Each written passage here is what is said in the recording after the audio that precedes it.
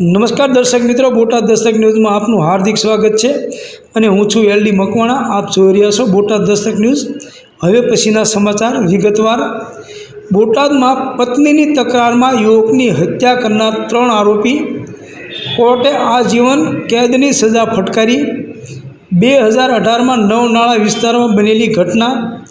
બોટાદ જિલ્લા સેશન કોર્ટે એક મહત્વપૂર્ણ ચુકાદો આપ્યો છે. કોર્ટે ઇમરાન વડદરિયાની હત્યા કેસમાં 3 આરોપીઓને આજીવન કેદની સજા ફટકારી છે.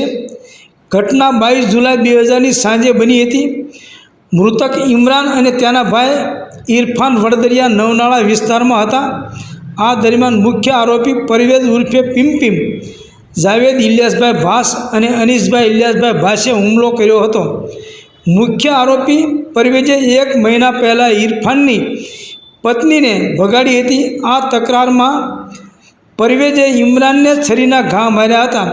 જ્યારે ઇરફાન વચ્ચે પડ્યો ત્યારે અન્ય 2 આરોપીઓએ લોખંડનો પાઇપ અને લાકડાના ધોકા વડે હુમલો કર્યો હતો. હુમલામાં ઇમરાન વડદરિયાનું મૃત્યુ થયું હતું અને ઇરફાનને ગંભીર ઈજાઓ થઈ હતી. ઇરફાન વડદરિયાએ બોટાદ પોલીસ સ્ટેશનમાં ફરિયાદ નોંધાવી હતી. આ કેસમાં કોર્ટે 3 આરોપીઓને દોષિત ઠેરવીને આજીવન કેદની સજા ફટકારી છે. સૌજન્ય દિવ્યા ભાસ્કર, બોટાદ દસ્તક ન્યૂઝ, એલડી મકવાણા, બોટાદ.